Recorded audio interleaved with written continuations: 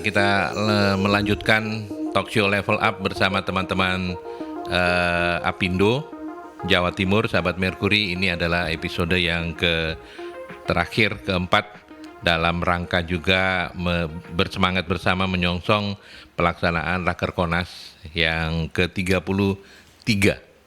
Dan kebetulan di 2024 ini Rakerkonas digelar di Surabaya. Itu artinya bahwa DPP Apindo Jawa Timur berkesempatan menjadi tuan rumah. Pagi ini saya bersama Pak Ketum, Bapak Edi Wijanarko, Ketua Umum DPP Apindo Jawa Timur, dan kita nanti akan bahas kolaborasi pengusaha dan pemerintah membangun ekonomi berkelanjutan menuju Indonesia Emas tahun 2024. Pak Edi Wijanarko, selamat pagi, salam sehat Pak. Iya, selamat pagi Pak, salam sehat juga. Sehat ya Pak ya, Iya, bersemangat kayaknya ini. Iya, semangat. Oke. Terima kasih sudah berkenan datang ke studio. Karena bicara sama Pak Ketum, boleh kalau kita juga ingin tahu Apindo. Kalau tadi kepengurusan saya sudah spill ya Pak ya. Pak Edi ini menjabat sebagai Ketum Apindo untuk periode Januari 2022 sampai dengan Januari 5 tahun. Iya, 5 tahun. Setelah itu masih boleh kepilih lagi Pak? Ini Ya, periode pertama ya? Iya, boleh 2 kali. Boleh 2 kali. Oh sama ya kayak Iya, ini. 2 kali boleh. 2 Oke. periode. 2 periode. Mohon maaf, bisa agak sedikit mendekat ke mikrofon. Ya, oke. Dan so far so good Pak, Apindo. Apindo ini saat ini justru lagi bagus-bagusnya. Lagi bagus-bagusnya ya. Siapa dulu ketuanya gitu ya Pak? Bukan siapa ketua. Tapi karena memang kita itu ingin ada regenerasi yang baik. Regenerasi ya.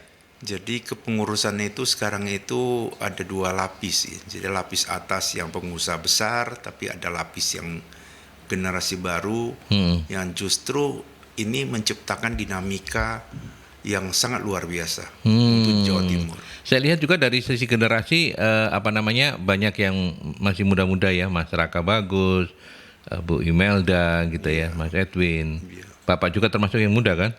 Saya mungkin di tengah-tengah. Oh di tengah-tengah. Oke. Kalau boleh tahu Pak, Apindo itu ada berapa bidang?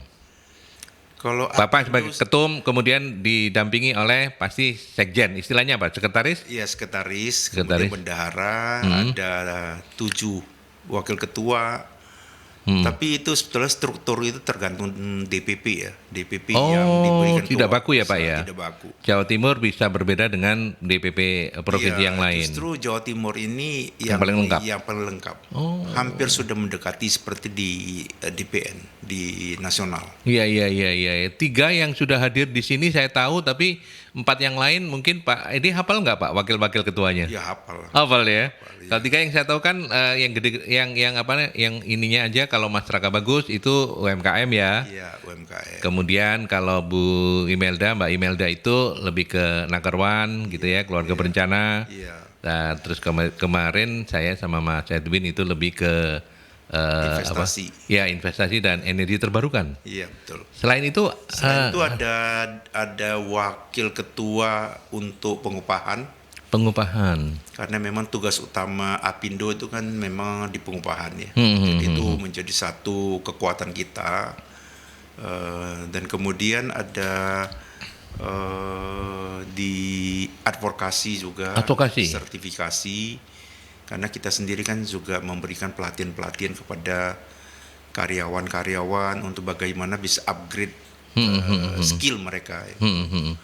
Dan kemudian ada juga bidang lingkungan hidup. Oh. Juga ada Apa Pak? Sorry, kalau di lingkungan hidup sendiri program-programnya apa Pak? Banyak CSR-nya di situ ya berarti? Atau sekarang gimana? ini begini. Jadi dunia ini kan kita tahu bahwa ada upaya untuk tidak naik emisi karbon. Oke. Ya, net zero itu. Dan waktunya itu tidak panjang. Artinya tahun 2025 itu boleh katakan hampir semua industri yang tujuannya ekspor misalnya contoh untuk ke Eropa dan Amerika itu wajib seluruh supplier atau vendornya itu mempergunakan bahan baku yang recyclable untuk menciptakan sustainability, dan itu menjadi satu program utama Apindo, yang bagaimana kita bisa tidak sampai terkendala produk-produk kita yang nanti akan ekspor ke sana. Dan apabila kita nanti tidak mencapai target itu, maka kita akan dikenakan semacam pajak tambahan. Pajak tambahan. Iya. Oke. Sehingga tahun 2030 maka kita harus bisa memenuhi semua persyaratan, semua ekspor itu harus terpenuhi untuk bisa mengikuti apa yang disampaikan di konferensi Paris tahun 2015 itu.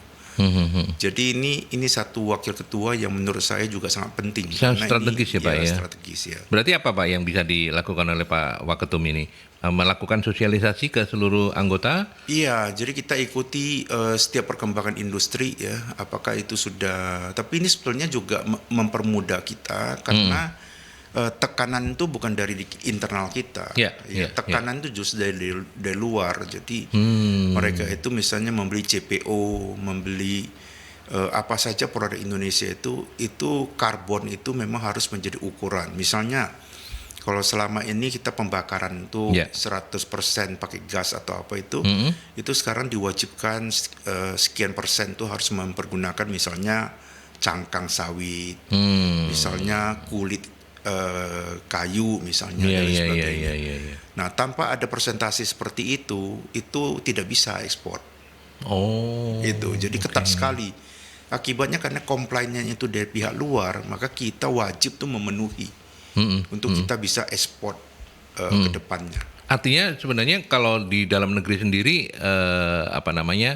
regulasinya belum sampai ke situ ya Pak ya. Belum sampai cuman karena tuntutan dari negara-negara tujuan ekspornya yang mengharuskan seperti itu, mau nggak mau, suka nggak suka harus dilakukan seperti itu begitu. Iya, makanya kan seperti yang saya katakan Apindo itu terdepan karena kita sudah antisipasi masalah ini jauh lebih cepat daripada pemerintah sendiri. Dari pemerintah sendiri begitu ya. Oke, ada 3 tadi: pengupahan, kemudian sertifikasi dan advokasi, terus kemudian lingkungan hidup. Satu lagi apa Pak? Satu lagi itu hubungan internasional. Hubungan Jadi, internasional.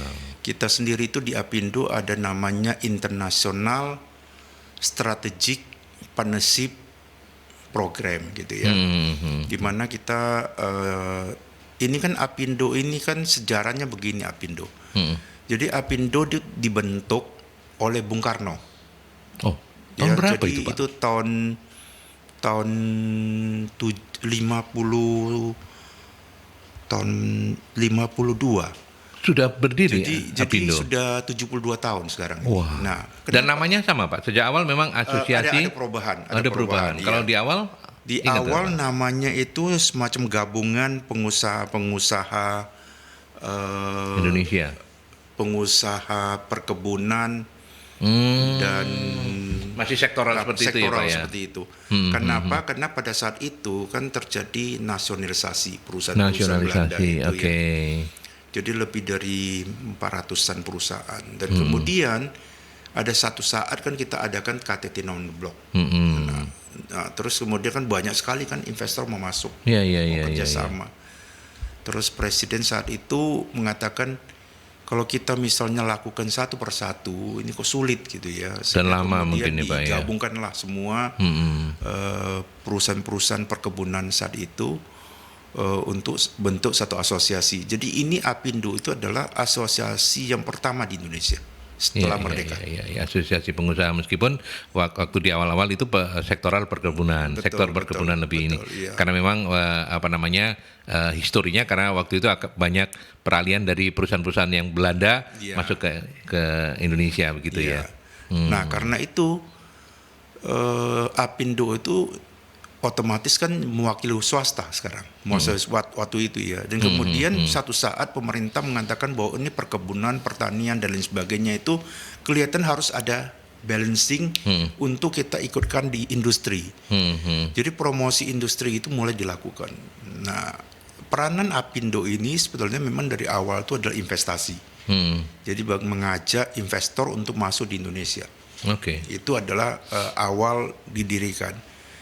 Nah, di dalam perkembangan itu kemudian setelah industri itu masuk banyak ya, pemerintah juga melihat ya sudah kalau gitu Apindo itu selain ngurusin investasi juga ngurusin karyawannya, gitu, kesejahteraan karyawannya, Iya, iya, gitu. iya, iya, iya. Nah, zamannya Pak Harto itu kemudian sudah jadi membentuk yang namanya sudah mulai kan di tiap perusahaan itu kan harus ada serikat pekerja. Dulu masih satu, sekarang sudah lebih Sekarang banyak banyak kan, ya. ya. Nah, Ya, itu ya. supaya ada keseimbangan dan ada keadilan ya, maka pemerintah membentuk namanya tripartit. Tripartit itu ya pastinya satu dari serikat pekerja, satu dari asosiasi pengusaha itu adalah Apindo, Satunya pemerintah, dan satu pemerintah. government. Nah, sekarang ini yang strategic partnership ini tujuannya kita mau kembalikan kepada waktu zaman pertama didirikan. Kita sekarang ini buka banyak sekali peluang kerjasama dari pihak luar. Jadi kita banyak promosi, kita lakukan perjalanan ke luar negeri gitu ya. Dan di Jawa Timur sendiri itu sudah 2 asosiasi yang sudah kita tanda tangan MOU dengan China, yang tujuannya adalah bagaimana mengajak investor dari China untuk masuk di Jawa Timur. Berarti P2B ini Pak ya? B2B ya? B2B ya, B2B. Artinya Apindonya China dan Apindonya Jawa Timur? Iya betul. Jadi itu ada satu wakil ketua yang lakukan itu. Dan itu tahun berapa Pak? Dilakukan tahun lalu tahun ini satu. Jadi sudah 2 asosiasi yang kita lakukan. Dua-duanya dari Tiongkok? Dari Tiongkok ya, dari China. Oke. Nah itu kalau boleh tahu untuk sektor-sektor apa saja? Semuanya ada atau? Kalau sektor yang ada itu ya hampir semua sih. Hampir semua ya? Jadi misalnya keren. contoh ada di industri furniture ya. Terus misalnya alas kaki, tekstil. Terus bahkan hampir semua lah. Jadi termasuk yang energi terbarukan juga mereka mau masuk. Jadi tergantung nanti bagaimana ya kita mencari partner yang tepat ya. Ini bilateral ya Pak ya? Iya. Artinya ada import yang masuk juga dari asosiasi di Tiongkok itu, ada juga yang ekspor dari kita begitu? Tidak ya? Kita tidak ngurusin detail usahanya ya. Oh. Tapi kita itu ingin supaya mereka buka pabrik sepatu, pabrik alas kaki, pabrik tekstil, garment atau pabrik apa saja yang bisa menciptakan lapangan pekerjaan. Oh, lebih ke investasi mereka di. Jadi tidak kita ngurusin mengenai importnya, ekspornya seperti sekarang kan lagi rame itu kita nggak ngurusin. Kita hanya memberikan peluang kalau misalnya mereka itu ingin investasi di Indonesia, terus kemudian mereka ingin tanya kira-kira apa aturannya, apa yang diperlukan, persyaratannya apa, ya kita lengkap lah. Kita bisa Ini spesifik di wilayah Apindo Jawa Timur? Jawa Timur. Jawa Timur ya, karena kerjasamanya dengan Jawa Timur. Iya, walaupun sebetulnya programnya program nasional. Program nasional. Tapi hingga saat ini hanya Jawa Timur yang lakukan. Baru Jawa Timur yang sudah merespon itu. Iya, betul. Karena ketuanya siapa dulu gitu ya Pak ya, lagi-lagi gitu ya. Karena ketuanya itu Pak memang Edi suka gitu. kerja. Oh. Ya. Mumpung kita bicara sama Pak Ketum yang boleh jadi membernya Apindo itu tadi kan spill juga oleh Pak Edi. Ada pengusaha-pengusaha kelas ya kakap gitu ya. Ada juga yang levelnya beda. Nah, jadi sebenarnya yang boleh masuk menjadi membernya Apindo itu skala perusahaan seperti apa sih Pak? Apakah semuanya boleh atau seperti apa kualifikasinya? Jadi kualifikasinya tergantung kepada anggota yang ingin melihat potensi Apindo ya. Artinya apakah dia masuk Apindo itu bermanfaat atau tidak, gitu ya. Nah, sekarang ini semua industri yang karyawannya di atas 50 orang, 100 orang, itu pasti akan merasakan manfaat masuk di Apindo. Karena apa? Karena ini kan menyangkut kepada kenaikan UMP ini kan, UMK itu kan. Upah minimal kota dan kabupaten ya. Jadi artinya kita setiap tahun ini kan kita coba untuk menghitung kelayakan hidup lah, kenaikannya berapa persen dan lain sebagainya. Dan tentu perusahaan yang karyawannya misalnya contoh 1.000 orang, nah kenaikan itu kan berasa sekali, ya, betul. Apalagi sekarang kan kondisi ekonomi kan tidak baik gitu ya. Jadi mereka itu juga bertanggung jawab untuk bukan bertanggung jawab ya, melihat mau manfaat Apindo itu ada di sana. Oke, selain manfaat juga dari yang di-spill Pak Edi tadi, apakah boleh saya simpulkan bahwa oh ya kalau misalnya karyawannya di atas 50 baru boleh, baru boleh, silakan join ke Iya, Apindo karena baru terasa manfaatnya betul. begitu ya. Artinya gini, untuk membedakan dengan karena kita punya UMKM misalnya, UMKM belum lah ke Apindo karena kan mereka juga pasti nggak akan bisa merasakan banyak manfaat. Iya. Jadi rekanannya Apindo saja begitu ya, Iya, karena itu ada wakil betul, ketua yang betul, iya. mengurusi soal itu Iya. gitu. Oke. Jadi anggota yang mau masuk itu memang sekarang ini juga ada juga anggota yang usahanya UMKM ada. Karena apa? Karena kan mereka kan cari pasar ya, koneksi misalnya ya. Tapi itu Atau dibolehkan, Pak? Boleh, karena kan memang Oh, itu boleh kan ya. itu kan Apindo ini sebetulnya kan kita Terbuka ya pengusaha sebenarnya ya? terbuka, ya. Oh, oke. Baik. Pak Edi, ditahan dulu, masih banyak yang ingin saya gali-gali, tapi kita break dulu ya, Pak ya. Baik. Kita ke iklan dulu, nanti kita lanjutkan kembali. Oke, kita lanjutkan kembali dan sahabat Merkuri silakan kalau Anda kebetulan ini ada Pak Ketumnya DPP Apindo Jatim, ada Pak Edi Wijanarko dan silakan untuk Anda mau sharing-sharing mungkin karena tadi pembicaraan kita berhenti ketika Pak Edi mengatakan bahwa ternyata ada loh teman-teman yang skalanya masih UMKM tapi ingin masuk ke Apindo dan itu oke-oke saja ya Pak ya. Apa sih Pak persyaratannya?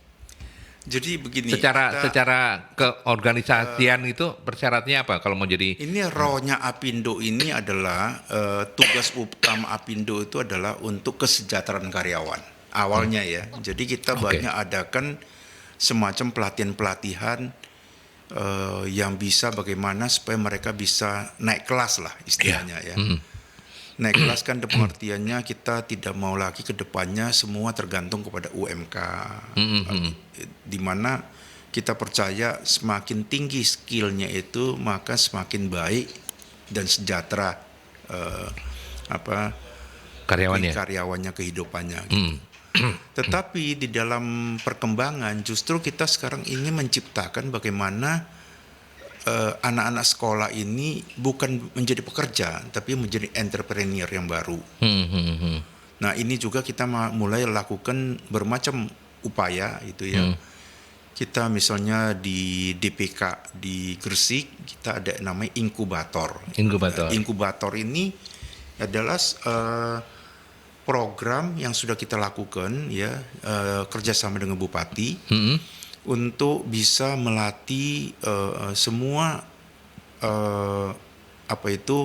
baik itu yang level pemula atau mungkin yang sudah punya pengalaman di bidangnya sebagai pengusaha kecil gitu ya, untuk kemudian kita bisa latih, kita sih bisa memberikan pendanaan dan sebagainya, sehingga nanti akan ada satu upaya bagaimana mereka itu bisa menjadi pedagang yang baik, pengusaha. Tapi kalau yang program ini tidak spesifik untuk anak-anak muda ya Pak ya, siapapun ya pedagang yang iya, jadi ikut boleh. Kita siapa saja boleh ikut. Kita sudah lakukan misalnya kerjasama karena kan kita sendiri kan di Apindo itu kan banyak anggota kita kan pengusaha besar ya. Seperti contoh misalnya yang punya kopi kapal api gitu. Terus kemudian yang Indofood dan lain sebagainya. Jadi kita lakukan itu misalnya mengajari mereka bagaimana membuat kue, kan sekarang kafe kan ada di mana-mana itu. Jadi membuat kue-kue atau misalnya roti-roti yang bisa dijual di kafe-kafe itu. Nah, kita datangkan instruktur yang dari Indofood maupun dari kopi kapal api dan lain sebagainya. Dan itu kita lakukan rutin gitu. Terus kemudian untuk di mahasiswanya kita namanya UMKM Merdeka. Iya. Itu saya dijelaskan oleh Pak Raka Bagus. AUM namanya. Iya, AUM. Apindo UMKM Merdeka. Iya. Jadi inilah upaya kita. Sekarang kita itu tidak lagi fokus kepada bagaimana hanya untuk karyawan saja, tapi kita juga sudah mencari pola-pola bagaimana justru kekuatan industri kecil itu bisa menopang ekonomi Indonesia. Dari yang awalnya hanya kemudian asosiasi ini didirikan untuk perbaikan terus-menerus kesejahteraan para buruh, karyawan gitu ya Pak ya. Sekarang Apindo sudah mulai bergeser untuk membantu pemerintah menciptakan entrepreneur baru di semua bidang begitu. Iya. Oke. Nah, dari inkubator ini juga ada advokasi. Nah, advokasi ini kan advokasi kan sebagai bimbingan ya, bantuan. Kita industri kecil itu kan bukan hanya skill saja, ya, tapi market kan juga harus ada, ya, pendanaan juga harus ada. Nah, kalau misalnya untuk bagaimana mengelola keuangan itu kan punya skill, harus punya cara yang apa. Nah, itulah yang kita ajari. Itulah yang kita bagaimana kalau kita misalnya jual ini, marketnya harus di mana, bagaimana cara masuknya, distribusinya bagaimana. Jadi kita ajarin dari A sampai Z. Sudah berapa lama kalau boleh tahu kegiatan inkubasi kalau ini, Pak? Misalnya kalau inkubasi ini kita lakukan itu baru 2 tahun. 2 tahun terakhir berarti ya. Sudah sangat banyak lah, karena kan memang kita ada misalnya contoh ada barista ya. Barista kan mengajari bagaimana mereka membuat kopi, bagaimana membuat kopi yang sekarang banyak dijual seperti apa itu cappuccino lah, macam-macam gitu. Terus ada roti, terus kemudian kita juga lakukan untuk bagaimana mereka bisa membuat program-program iklan dan sebagainya itu. Jadi banyak sekali lah jenis-jenis modul-modulnya ya. Gitu. Dan itu sudah kalau boleh tahu lagi sudah berapa daerah, Pak? Tadi kan sempat disampaikan bahwa Apindo bekerja sama dengan Pak Bupatinya gitu ya. Inkubasinya ada di tingkat kabupaten kota berarti ya, Pak ya. Betul. Sudah cukup banyak di wilayah Jawa Timur. Banyak sih. Jadi ada di Malang, ada di Pasuruan, di Sidoarjo, banyak sih. Kita keliling. Sudah mulai dan itu nanti akan terus ya di eranya kepengurusannya Pak Edi Wijanarko. Ini programnya nggak pernah putus atau ini dalam setahun misalnya dilakukan inkubasinya itu 1 semester atau terus berjalan terus, Pak? Terus berjalan. Dan artinya berganti-ganti ya orangnya ya, karena ini program rata-rata selesai, misalnya modul-modulnya selesai, ada yang sebulan 2 bulan, nanti ganti orang lagi gitu. Iya, betul. Modelnya kayak begitu. Betul. Nah, terus misalnya kalau UMKM Merdeka ini kita udah batch ke-6 ya. Ini batch 7 Pak sekarang, batch Pak. Batch ke-7. Batch ke-8 itu bukan. Sekarang yang jalan nanti September itu batch ke-7. Iya, batch ke-7. Itu yang daftar itu kurang lebih sekitar 1.000 orang ya. Iya. Tapi nasional ya, bukan hanya Jawa Timur. Jadi saya lihat ini memang menjadi satu upaya yang bagus lah. Supaya kita sendiri kan tidak terlalu terpaku untuk menjadi karyawan. Ya, kalau yang UMKM Merdeka ini memang saya masih mengingat itu Jawa Timur nanti akan ada 125 katanya, Pak ya. 125 dari 1.000 yang daftar itu kita dapat 125. Strategis ini karena bekerja sama langsung dengan Kementerian Mendikbudristek ya. Betul. Oke, baik. Dan tapi selain itu kita juga ada ATC juga, ATC. Apa ini? Jadi ATC itu Apindo Training Center. Oh. Jadi ini training center ini juga sama. Ini sekarang kan begini ya, kalau perusahaan tuh ingin mencari katakanlah orang yang mengerti mengenai pembukuan, keuangan, mengenai program-program keuangan itu susah sekali. Susah sekali. Jadi banyak sekali itu ya, walaupun ada yang mengatakan wah ini kan lakukan pekerjaan ini kan sangat tinggi. Betul. Tapi kalau kita ingin mencari satu spesifik pekerjaan, ternyata yang daftar itu malah tidak sesuai dengan kualifikasi yang diharapkan begitu. Terutama sekarang ini mengenai keuangan ini ya, mengenai staf keuangan itu sulit sekali. Jadi saya nggak tahu apakah memang ada kecenderungan hitungan itu ya, hitungan yang artinya orang yang lebih senang hitungan itu, belajar hitungan tuh mengecil atau bagaimana, saya tidak tahu. Iya. Tapi kalau kita kaitkan dengan ATC tadi itu, apakah itu yang kemudian melatar belakangi berdirinya ATC? Salah satunya adalah karena ternyata udah mulai sulit nih beberapa tipe pekerjaan, cari ininya, makanya kemudian Apindo berinisiatif untuk membangun training center itu. Iya, benar. Bentuknya seperti apa, Pak, training center, dan siapa yang boleh mengikuti kalau Apindo ini training center kebanyakan ini? Kita dengan perusahaan ya. Untuk internal membernya, anggotanya Apindo saja. Dan kita biasa itu kan cari pengajar-pengajar yang bagus gitu ya. Topik-topik yang menarik, pelajaran yang bisa menambah wawasan gitu. Oke. Dan itu juga ternyata memang sangat bagus dan banyak peminatnya gitu. Oh, banyak peminatnya ya. Iya. Selain keuangan apalagi Pak yang atau semua bidang? Hampir semua ya. Oke. Jadi misalnya contoh ini sekarang juga banyak perusahaan dari China itu kan mau masuk ya. Misalnya mencari orang yang bisa sedikit ngerti bahasa Mandarin itu sulit sekali. Masih Itu, sulit ya Pak ya. Jadi itu istilahnya kalau misalnya ada yang bisa ngerti ya hanya bicara saja, itu gajinya itu masuk saja sudah mendekati 20 juta per bulan. Oh gitu ya. Kalau di level Pak Edi ini masih oke ya Pak ya, masih bisa ya. Ini sih bukan soal level saya, Bukan, maksudnya, sekarang ini banyak perusahaan-perusahaan yang memang mencari itu yang kesulitan. Nggak, artinya kalau saya tanya pribadi Pak Edi, kalau Pak Edi masih oke berkomunikasi dalam bahasa Mandarin masih oke ya Pak ya? Saya sih masih bisa sedikit ya. Sedikit. Masih sedikit. Anak-anak? Oh, anak-anak udah nggak bisa. Karena sekolahnya semua itu Di luar negeri. Australia, di Iya. Jepang, nggak bisa. Itu nanti kalau datang berarti harus ikutan training center Pak. Iya, mungkin.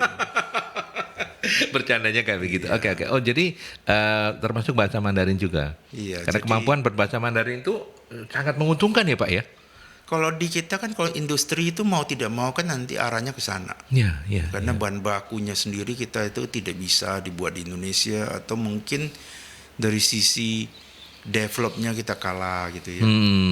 Saya kira bukan hampir semua industri sekarang itu kalau kita ingin berkembang dan ingin efisien itu memang harus ada kaitan dengan bahan baku dari China. Dari China ya, mau nggak mau suka nggak suka itu fakta ya Pak Fakta, ya, iya. yang tidak terbantahkan. Iya. Gitu. Nah kalau untuk training center seperti ini, apakah itu berbayar atau apa gitu? Ada yang berbayar, ada yang tidak. Oh, ada Jadi yang kita berbayar, ada yang lihat tidak. apanya itu, karena sendiri kan karena kalau kita panggil misalnya Pengajar, gitu mentornya. kan, kita mesti bayar juga ya. Betul. Tapi lebih dari itu kalau memang untuk kalangan anggota sendiri ya kita nggak bayar sih. Kalau untuk internal nggak bayar. Jadi Pak Edi kalau misalnya boleh disampaikan apa sih keuntungan kalau perusahaan saya misalnya saya sebagai pemilik perusahaan join di Apindo, apa sih keuntungannya selain tadi yang sudah disampaikan itu ya? Apa saja sih Pak keuntungannya? Artinya ada pelatihan, ada dibantu untuk menjalin hubungan secara internasional begitu ya Pak ya. Tapi Pak Edi yang ngomong, jangan kalau saya ngomong tidak percaya orang nanti. Iya, jadi saya kira itu tergantung pengusahanya sendiri ya. Kalau pengusaha kan kita itu kan selalu ingin mendapatkan koneksi. Ya. Koneksi itu kan penting sekali, terutama dalam hubungan dagang. Ya.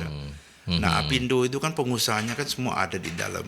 Jadi tergantung kita bagaimana menggali, kan gitu. Justru memang di Apindo sendiri itu kita sangat ingin membantu dan mempunyai keterkaitan antara satu dengan yang lain dari sisi hubungan bisnis gitu. Sehingga yang menjadi anggota Apindo itu justru manfaatnya itu sangat bagus, sangat bagus. Koneksi itu sangat penting. Di Apindo juga dia ada perbankan juga. Jadi kita dekat dengan perbankan. Jadi misalnya kalau ada yang ingin mencari kredit dan supaya dipermudah dan lain sebagainya, itu Apindo kita bisa membantu. Bisa bantu ya. Untuk ini ya. Karena kan kita sendiri memang tujuannya kan ingin supaya melihat setiap perusahaan itu kan bisa berkembang dengan baik. Oke. Gitu. Existing sudah berapa Pak anggota Apindo Jawa Timur ini? Kalau kita hitung sampai ke DPK itu kurang lebih hampir 3.000 anggota. DPK itu apa? DPK itu Dewan Pimpinan Kabupaten. Kabupaten itu artinya setara kabupaten kota ya? Iya, ada yang kabupaten, ada yang kota gitu. Betul, DPK. jadi seperti Sidoarjo, Gresik. Semua sudah Pak? 38 kabupaten Semua kota sudah. di Jawa Timur ada? Lengkap. Wow. Hanya di Jawa Timur saja lengkap. Kalau di provinsi lain mungkin bolong-bolong masih. Bolong-bolong. Kalau kita lengkap, Pak. Oke. Karena apa? Karena memang Jawa Timur kan memang daerah industri ya. Dari industri dan industrinya sudah di atas 50 tahun gitu. Jadi memang biasa sih di setiap negara itu, contoh misalnya di Taiwan itu Justru majunya itu di kota Taichung misalnya. Ya. Kalau di Korea itu majunya di Busan, bukan di Seoulnya. Nah, kita percaya juga bahwa di Indonesia itu kota industri itu adalah Jawa Timur. Jawa Timur ya provinsinya ya. Jadi Oke. inilah yang membuat Strategis begitu kekuatan ya. kita itu, terutama DPK itu menjadi sangat bagus. Anggotanya juga sangat banyak gitu, dibandingkan dengan DPP yang lain. Oke. Tapi tidak terlepas juga dari karena memang kegiatan-kegiatannya dirasakan manfaatnya oleh anggota. Iya, Kalau enggak pasti mati suri, Pak. Iya betul. Banyak asosiasi-asosiasi yang lain seperti itu. Iya, Oke Pak Adi, terima kasih. Nanti kita lanjutkan kembali. Kita masih punya satu sesi ya Pak ya. Masih Baik. tahan tuh Pak ya. Iya, Sabar masih ya. tahan. Masih tahan. Kita ke iklan dulu kalau begitu. Oke, kita lanjutkan kembali masih bersama Pak Edi Wijanarko, Ketumnya DPP Apindo Jawa Timur. Pak Edi, topik kita hari ini kan kolaborasi pengusaha dan pemerintah membangun ekonomi berkelanjutan menuju Indonesia Emas 2024. Ya, so far Pak, seperti apa Bapak bisa menggambarkan untuk masyarakat tahu bahwa pengusaha dan pemerintah ini seiring sejalan loh. Kita itu sudah mencapai banyak hal gitu yang mungkin ini kesempatan untuk menyampaikan, mempublikasikan begitu apa-apa yang sudah disinergikan antara Apindo dan pemerintah yang masyarakat mungkin belum banyak tahu. Monggo. Kalau pemerintah daerah ini, kalau ibaratnya itu bertemu dengan Apindo. bukan bertemu dengan pihak luar. Itu sebelah kanan itu adalah Kadin, sebelah kiri itu Apindo. Kedudukannya seperti itu. Sudah seperti itu. Jadi kalau misalnya hubungan internasional datang, tamu internasional, ya kita dua ini selalu dampingin pemerintah. Investasi juga sama. Jadi investasi itu ada di Kadin, ada di Apindo. Jadi kita kerja bareng. Hingga saat ini terutama Bu Kofifa ya dengan Apindo itu ya sangat-sangat bagus. Yeah. Jadi Harmonis ya, Pak, ya? kebijakan apa yang dilakukan, apa yang itu ada sharing dengan kita gitu. Nah, kita sendiri juga tahu bahwa kan di industri itu atau di usaha itu kan banyak sekali masalah-masalah perizinan, masalah dengan regulasi. Kita juga selalu sampaikan kepada Bu Kofifa. Dan Bu Kofifa tipe orang yang sangat membantu. Jadi hubungan kita itu dengan pemerintah itu sangat dekat. Terutama pemerintah daerah ya. Pemerintah daerah. Dan kalau misalnya investasi yang mau masuk, pasti selalu kita diajak untuk bisa mendampingi mereka. Supaya betul-betul apa yang direncanakannya sesuai target, sesuai dengan waktu. Perizinan juga sama, bisa dipercepat dan lain sebagainya. Jadi kita itu memang adalah pembantu pemerintah lah untuk supaya investasi di Jawa Timur itu bisa berkembang dengan baik. Dan selama ini sinerginya so far so good ya Pak? Sangat baik. Sangat baik, harmonis begitu ya. Pak, saya ini kan awam, kadang-kadang pengen tahu juga. Nah, kebetulan ngobrol sama Pak Ketumnya Apindo. Ada Apindo, ada Kadin. Apa sih Pak yang membedakan? Apakah ini tidak mungkin overlap atau seperti apa gitu dalam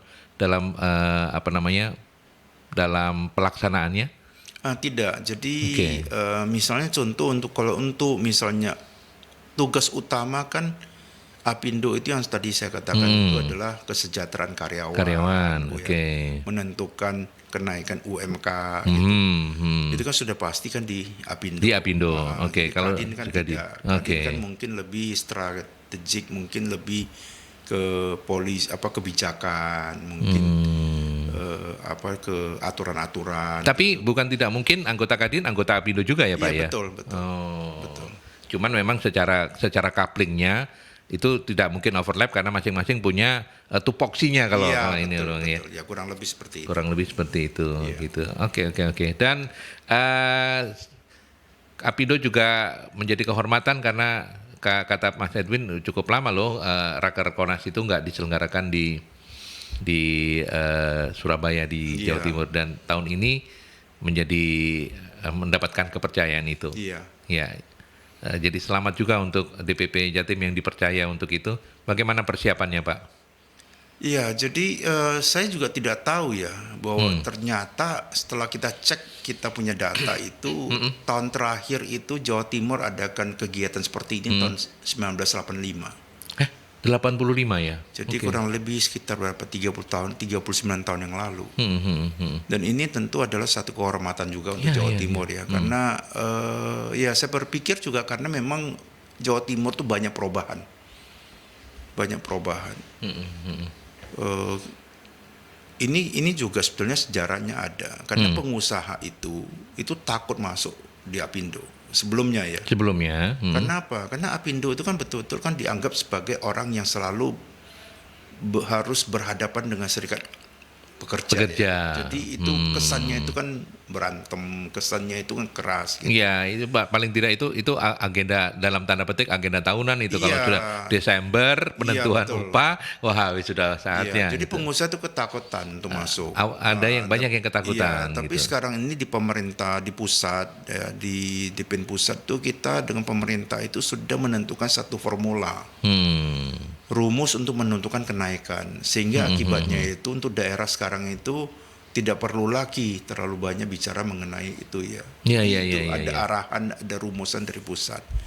Nah sekarang ini pengusaha baru mau masuk karena merasa bahwa lebih nyaman, lebih adem gitu ya, masuk di Apindo. Nah ini perubahan ini dari periode ke periode ini sekarang pengusaha itu sangat ingin untuk berperan. Jadi perkembangan di Jawa Timur sendiri itu luar biasa. Nah mungkin ini yang dilihat oleh pusat ini, wah Jawa Timur itu sekarang itu berubah ya, dikasih kesempatan untuk jadi tuan rumah. Iya. Wah ini ketuanya Edi Wijanarko, ini keren ini gitu ya Pak ya. Waduh, keren sih enggak sih. Enggak ya, cuman namanya ya itu mantap lah ya. suka kerja lah. Oke. Raker Konas itu merupakan agenda rutin ya Pak ya. Hanya ketika COVID sempat tidak terselenggara. Ini kan Betul. tahunan ya Pak ya. Tahunan ya. Tahunan. Apa sih Pak biasanya yang apa namanya yang banyak dibahas ketika namanya kan Raker Konas, Iya. rapat kerja konsultasi nasional gitu kalau saya nggak salah. Jadi Kira-kira. ini kalau saya lihat dari programnya itu kan ada urutannya kan begini ya. Jadi nanti ada tamu kehormatan dari Pak Menko Erlangga. Terus kemudian ada Mendagri. Terus kemudian ada Menaker Trans. Kalau Mendagri sendiri ini pertama kali nih. Datang. Iya. Sebelumnya kita nggak pernah undang. Tapi kali ini justru dia mengundang seluruh gubernur atau PLT lah ya untuk datang. Iya. Jadi ini agak unik nih kali ini. Kita nanti akan datang seluruh gubernur kan satu impact yang sangat besar. Iya. Kenapa demikian? Karena Mendagri itu melihat bahwa Apindo sekarang ini kan banyak program misalnya stunting gitu ya. Itu yang kita lakukan itu betul-betul menjadi program nasional dan itu sangat bagus gitu. Belum lagi ada banyak sih program, jadi sehingga nanti urutannya ya nanti itu Pak Rosan juga kemarin juga dapat informasi mau datang juga ketua BKPM. Nah terus kemudian kita juga akan membahas tiga komisi lah ya komisi ekonomi, komisi program dan komisi mengenai apalagi ya yang ketiga 3 komisi lah. Nah itu tentu adalah membahas internal ya, masalah-masalah internal. Iya.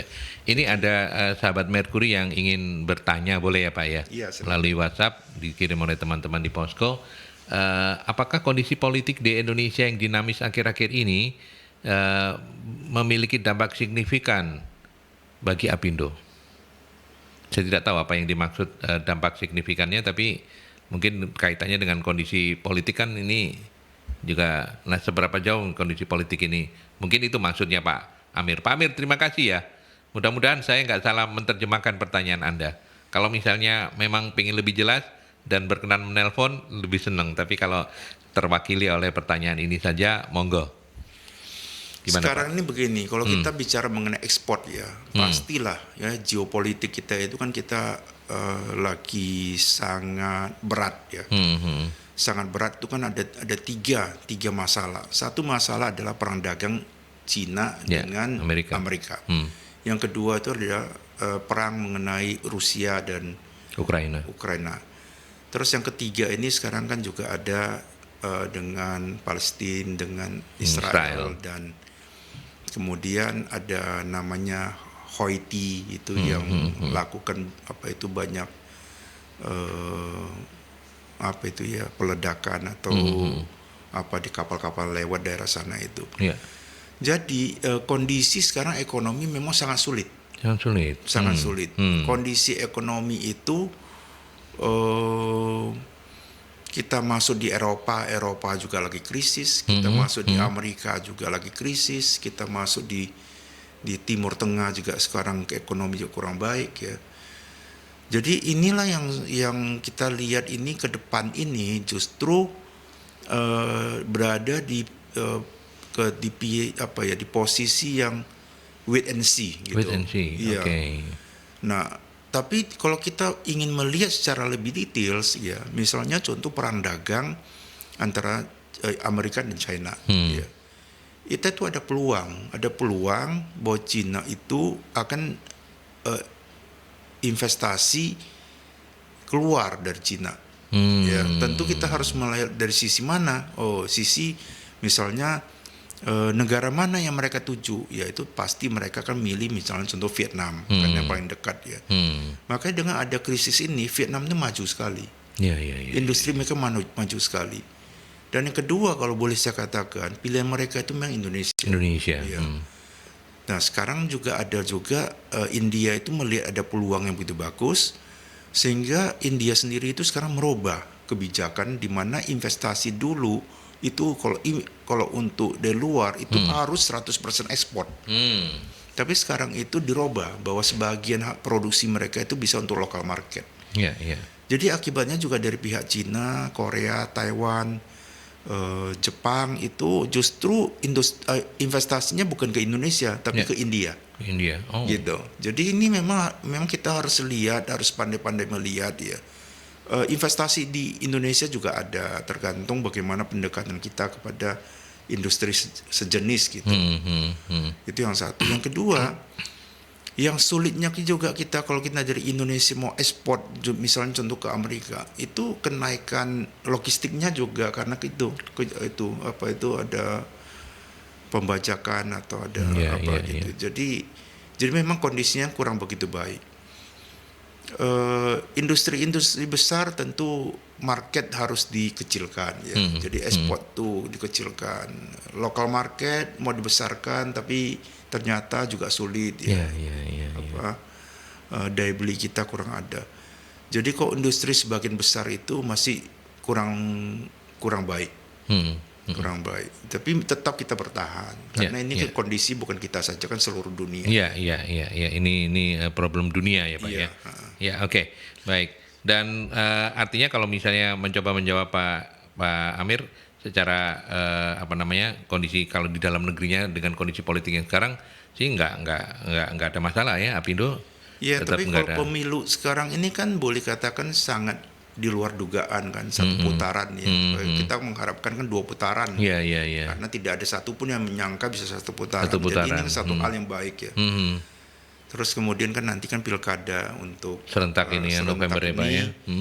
Sampai saat ini memang walaupun kita masih wait and see juga lihat perkembangan, tapi kok kita lihat kok kayaknya aman-aman saja gitu. Jadi jadi mungkin setelah nanti pemilihan ini ekonomi pasti akan bergerak maju. Itu keyakinan dari Pak Edi dan teman-teman di Apindo ya. Iya betul. Dan itu juga menjadi menjadi optimisme yang harusnya bukan cuma Apindo yang punya, tapi seluruh masyarakat Jawa Timur ya Pak ya. Iya. Karena tujuan dari semuanya ini kan memang untuk kesejahteraan bersama begitu. Betul. Oke, baik. Dan di Rakerkonas itu kan juga akan ada exhibition, ada expo begitu.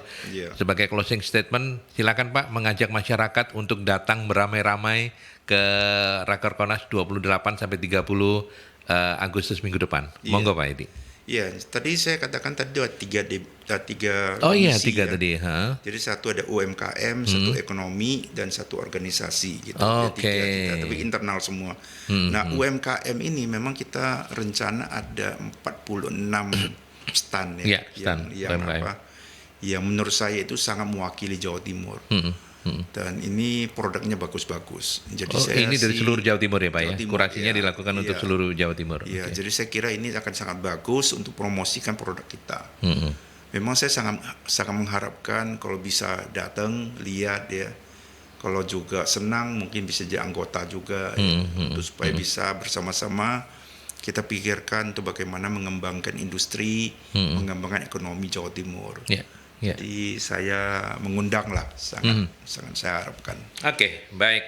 Terima kasih untuk kehadirannya, sukses untuk Rakerkonasnya, sukses untuk Expo-nya, kasih. Iya. dan sehat-sehat terus Pak Edi. Terima kasih Pak. Ya, mudah-mudahan ini bukan yang pertama dan terakhir kami bisa ngobrol, karena rencananya setelah ini nanti akan ada kerjasama lebih detail gitu. Iya. Mudah-mudahan terrealisasi ya Pak ya. Iya. Jadi Merkuri dan Apindo nanti akan ada talk show yang reguler membahas berbagai persoalan yang ada di Surabaya dan Jawa Timur. Iya. Sekali lagi terima kasih Sama-sama. sudah berkenan hadir Pak Edi. Sama-sama. Oke, Terima kasih. baik. Sampai di sini obrolan saya di talk show Level Up bersama Ketua Umum DPP Apindo Jawa Timur. Terima kasih sudah mendengar dan menonton. Sampai ketemu di talk show selanjutnya.